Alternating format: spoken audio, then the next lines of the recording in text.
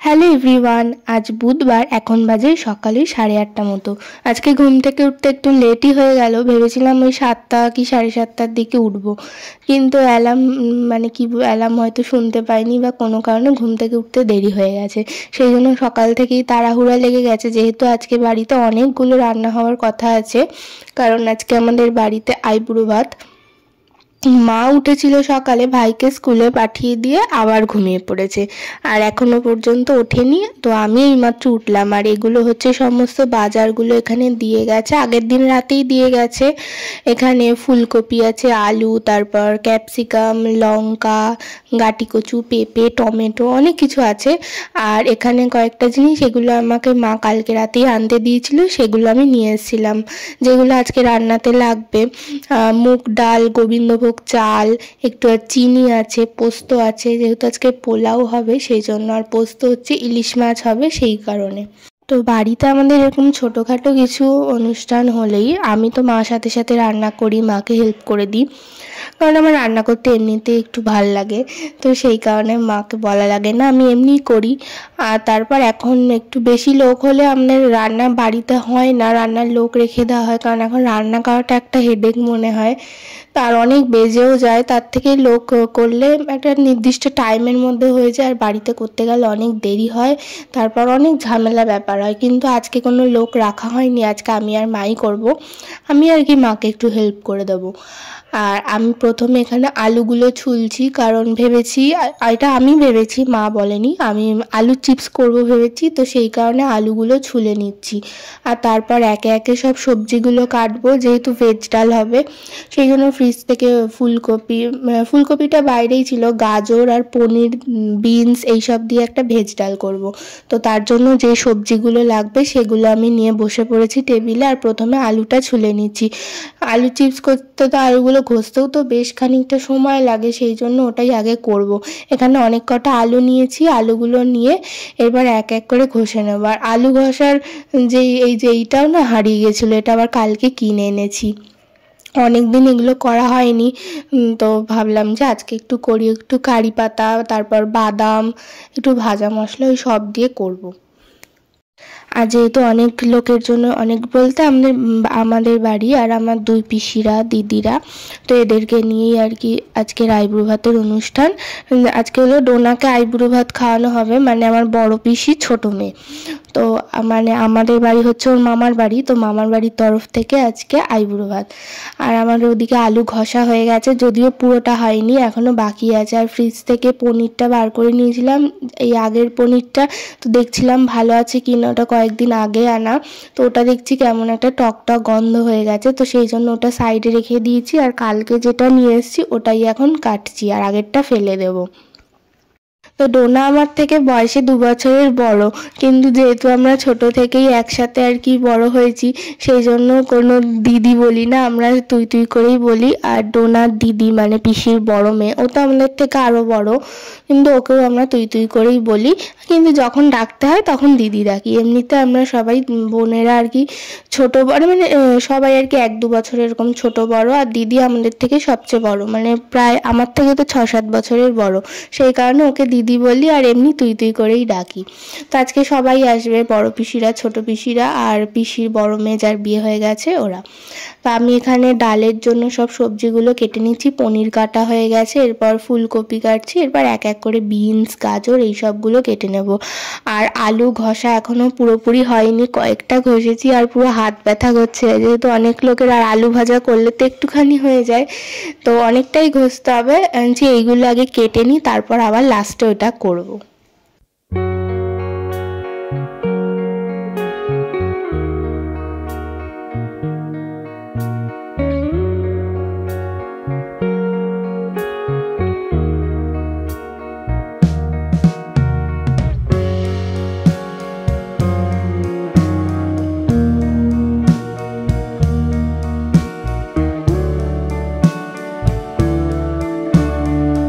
কাটাকুটি হয়ে গেছে। আলুর চিপসগুলো এখানে জলে ভিজিয়ে রেখেছি, এখানে পনিরগুলো ছোট ছোট করে কেটে নিয়েছি, এখানে বিনস, গাজর, ফুলকপি সব কাটা কমপ্লিট আমার।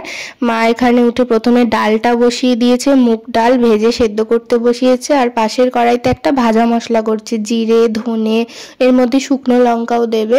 সেই ভাজা মশলাটা এই যেখানে আম কাটা আছে, আমের চাটনি হবে, তো সেই চাটনির মধ্যে ভাজা মশলা দেবে আর কিছুটা রেখে দেবে, পরে অন্য যে কোনো রান্নায় দেওয়া হবে। এখানে আমগুলো নুন হলুদ দিয়ে সেদ্ধ বসিয়েছে, আমের চাটনি হবে। আর এখানে ইলিশ মাছ, এই যে বড় সাইজের ইলিশ মাছ আনা হয়েছে, এগুলোকে এখন ধোয়া হবে। আমের চাটনি তো হয়ে গেছে, আর ওদিকে ডালটাও সেদ্ধ করে রাখা আছে, আর ওদিকে বড় হাঁড়িতে ভাত বসিয়ে দিয়েছে। আর এখানে ইলিশ মাছের মশলা হচ্ছে, ইলিশ মাছটা ওই সর্ষে পোস্ত দিয়ে হবে, তাই মিক্সি জারের মধ্যে কালো সর্ষে, পোস্ত, কাঁচা লঙ্কা এই সবগুলো অল্প একটু জল দিয়ে মিক্সি জারে বেটে নিচ্ছে। এই রান্নাটা হয় খুব তাড়াতাড়ি, একদমই ঝামেলা নেই। আর ইলিশ মাছের যে কোনো রান্নাই তো খুব অল্প সময়ের মধ্যে হয়ে যায়। এখানে মাছগুলো ভালো করে ধুয়ে নেওয়া হয়ে গেছে, আর এখানে ভাত বসিয়ে দিয়েছে, আর পাশের যে বড় কড়াইটা সেখানে ইলিশ মাছটা হবে। ইলিশ মাছের যে কোনো রান্নাই ভীষণ তাড়াতাড়ি হয়ে যায়, যেহেতু মাছ কোনো ভাজতে হয় না। ইলিশ মাছ তো কাঁচাই খেতে বেশি ভালো, সেই জন্য কাঁচাই হয়।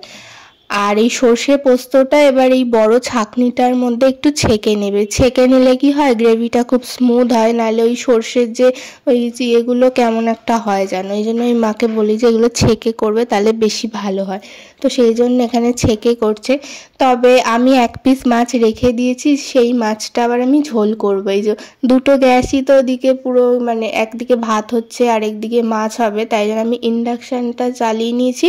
এখানে এক পিস মাছ, এইটা আমি ঝোল করব, কারণ আমার ওই সর্ষে ইলিশের থেকে আমার ঝোলটা খেতে বেশি ভালো লাগে, তাই ভাবলাম যে আমি আমার মাছটা একটু ঝোলই করে নিই। সেই কারণে সর্ষে ইলিশও খাই, তবে ঝোলটা বেশি ভালো লাগে। এখানে এই যে মাছগুলোকে ভালো করে মশলা মাখিয়ে তারপর দিয়ে দিয়েছে কড়াইয়ের মধ্যে। এরপর আর কোনো ঝামেলাই নেই, শুধু একটু জল দেবে, ফুটলেই হয়ে যাবে। আর এদিকে আমার মাছের ঝোলটাও মশলা কষানো হয়ে গেছে। ইলিশ মাছের এরকম কালচে কালারের ঝোল আমার ভীষণ প্রিয়, তো সেই জন্য আমি ওইটা করছি। আর এখানে মাংসগুলো ধুয়ে নিচ্ছে, ইলিশ মাছটা ঢাকা দেওয়া আছে। রান্নাঘরটা তো এখন খুবই বাজে অবস্থা, এরকমই হয়, যেহেতু অনেক রান্না বান্না কাটাকুটি যখন হয়ে যাবে তারপর আর কি ভালো করে পরিষ্কার করা হবে। আর আমি আজকে ডালটা করব, যেহেতু দেখলেই আমি সবজিগুলো কাটলাম, ডালটা আমিই করব। তো ওই ইলিশ মাছটা হয়ে গেছে বলে কড়াইটা মা ধুয়ে দিয়েছে, এরপর আমি সবজিগুলো এক এক করে ভেজে নিচ্ছি। প্রথমে পনিরটা দিয়েছি, পনিরটা ভেজে নিয়ে তারপর ওই বাকি বিনস গাজরটা একবারে ভেজে নেব, ফুলকপিটা আগে ভেজে তুলে রেখেছি। এদিকে চাটনিটা নামিয়ে তারপর ভাজা মশলাটা দিয়েছে, রান্না করার সময় কিন্তু দেয়নি। আর চাটনিটা যত সময় যাচ্ছে একদম গাঢ় গাঢ় আঠা আঠা হয়ে যাচ্ছে, আর এরকম চাটনি খেতে খুব ভালো লাগে। আর এদিকে 5 রকম ভাজা হবে, সেই ভাজার জন্য সবজিগুলো কাটছে। আর আমি ডালটা হয়ে গেছে, তারপর এদিকে আবার কড়াই ফাঁকা গেছে, তাই আলুর চিপসটা করে নিয়েছি। আর তারপর এইসব করতে করতেই তো দুপুর 1টা বেজে গেছিলো। মাকে বললাম এবার তুমি বাকিটা করো, আমি যদিও ওই ডাল ভাজা আর এই কাটাকুটি এইসবগুলোই করেছি, বাকিটা মাছ মাংস আরও যা যা হচ্ছে সব মাই করছে। তারপর আমি চলে গেছিলাম রেডি হতে। তো আজকে ভেবেছিলাম যে একটু শাড়ি ঠাড়ি পরে সাজবো, সবাই আসবে। আর ডোনার আইবুড়ো ভাত ও তো সাজবেই, এই যে ও তো একদম অনেক সেজে গুজে রেডি, এখনও রেডি হচ্ছে, আর আমি রেডি হয়ে গেছি। ভাবলাম যেহেতু সবাই আসবে তাহলে আমি একটু সাজি, সেই কারণে আমি সেজে নিয়েছি। এদিকে দিদিরাও চলে এসছে, আর ডোনা এখন সাজছে। এখন অলরেডি 1:30 তো বেজে গেছে, প্রায় 2টো বাজতে যায়। এখানে দিদি ওকে একটু শাড়িটা ঠিকঠাক করে দিচ্ছে। আর তারপরেই তো আমার তো খুব খিদে পেয়ে গেছে, এই রান্না করতে করতে সকাল থেকে এখনো কিচ্ছু খাইনি, সেই কারণে আমার খুবই খিদে পেয়ে গেছে। আর মাও এক ফাঁকে তাড়াতাড়ি করে স্নান টান সেরে এসে পোলাওটা বসিয়ে চলে গেছিলো স্নান করতে। তো এখন পোলাওটা আর কি ঠিকঠাক হয়েছে কিনা দেখছে, রান্নাঘর গোছানো কমপ্লিট, আর পোলাওটা হলেই হয়ে যাবে। এদিকে আলু চিপসটা আমি প্যাকেটের মধ্যে রেখে দিয়েছি যাতে আর কি ঠিকঠাক থাকে। আর পোলাওটা 2বারে করেছে যেহেতু অনেকটা, তো এরপর এর মধ্যে এটা মিশিয়ে দিচ্ছে। এখানে বাকি রান্নাগুলোও হয়ে গেছে, এখানে পাঁপড় ভাজা, তারপর এখানে আছে সব ভাজা। যখন সবটা খেতে দেবে সাজিয়ে গুজিয়ে, তখন মেনুগুলো তোমাদের ভালো করে একবার দেখিয়ে দেবো, ঠিক আছে? যেহেতু অনেক বেজে গেছে তো ডোনার এখনও দেরি আছে খেতে, ওর এখনও রেডি হয়নি। আর আমার তো খুবই খিদে পেয়ে গেছে, সেই জন্য আমি আর ও বসে গেলাম এখন খেতে। আর একসাথে তো টেবিলে সবার হবেও না, সেই জন্য আমরা আর কি আগে খেয়েও নিচ্ছি। আমরা উঠলে তারপর বাকিরা বসবে। এদিকে আমার খাওয়া দাওয়া হয়ে গেছে, আর অত মেনু আমি খাইনি, তার জন্য আমার আগেই হয়ে গেছে। আর ওর এখনও খাওয়া দাওয়া হয়নি, ও উঠলে তারপর বাকি সবাইকে দেওয়া হবে। এখনও চাটনি পাঁপড় চলছে, এরপর এখনও মিষ্টি আছে। আর আমার এদিকে খাওয়া হয়ে গেছে। আর মা এখানে ডোনার জন্য অলরেডি থালা সাজানো শুরু করে দিয়েছে, ওকে খুব সুন্দর করে সাজিয়ে দিচ্ছে। ওদিকে পোলাও, স্যালাড, এইদিকে সব বাটি করে করে মাছ, ডাল এই সবগুলো বেড়েছে। এরপর আর কি ওকে সাজিয়ে সাজিয়ে খেতে দেবে। আর আমার খাওয়া হয়ে গেছে, এখন একটু ভাবলাম যে একটু মিষ্টি খেতে ইচ্ছা করছে। অন্য সময় মিষ্টি খেতে একদম ভাল লাগে না, কিন্তু এখন আমি একটু সন্দেশ খাবো, মিষ্টি নয়। সন্দেশ আছে আর মিষ্টি দই আছে, তো সেইটা আমি একটু খাবো এখন।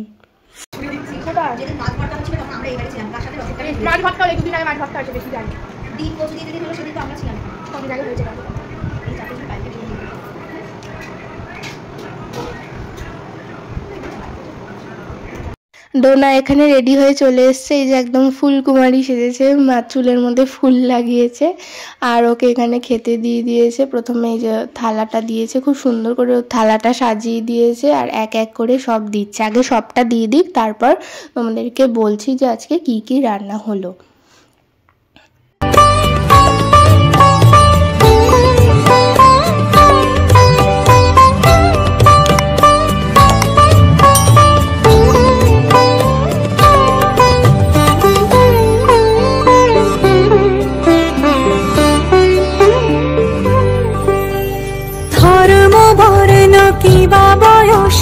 সীমানা ছাড়িয়ে আজি প্রতি গৃহ কোন পর স্বজন নব সাজে উঠে সাজিয়ে ধর্ম বর্ণ কিবা বয়সে সীমানা ছাড়িয়ে আজি।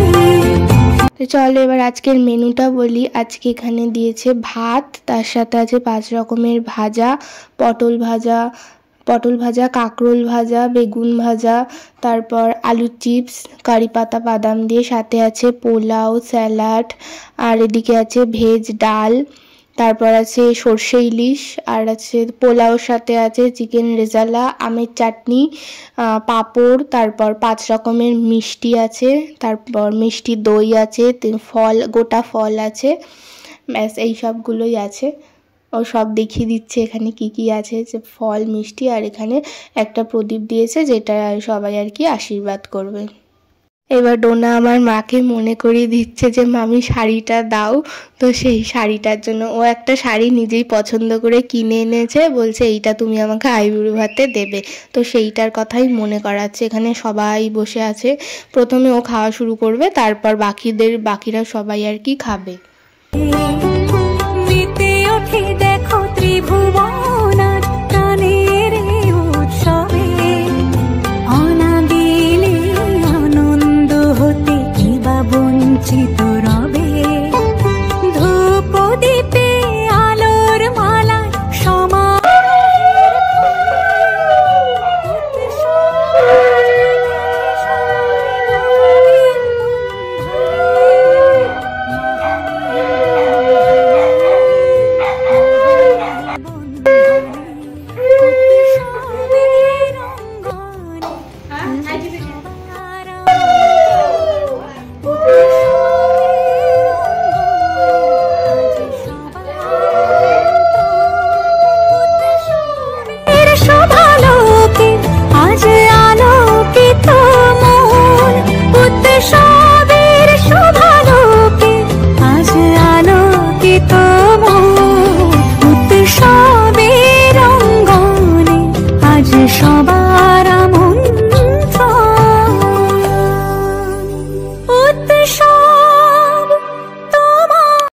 আজকে কিন্তু লুসিরও নেমন্তন্ন আইবুড়ো ভাতে। লুসি হলো ডোনাদের কুকুর, তো যখন ওরা আসে সাথে ওকেও সাথে করে নিয়ে আসে, আর ও এখানে এসেছে।